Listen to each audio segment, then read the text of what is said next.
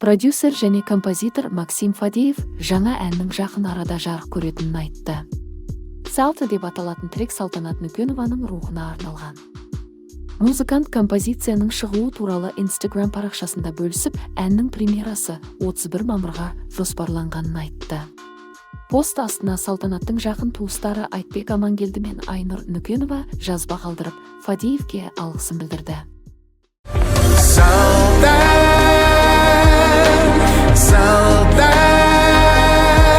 Тишина бывает громче крика солдат.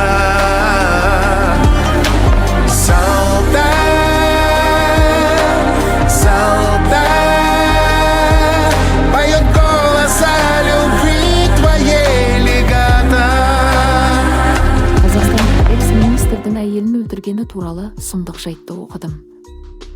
Қоғамдық жерде. Мен сот залынан бейне жазбаларды көрдім. Онда сотталушының сабырлы бейнесін аңғаруға болады. Ол аздай жәбірленушінің өзі кінәлі екенін алға тартып отыр. Бұл мені таң қалдырды, деді Фадеев.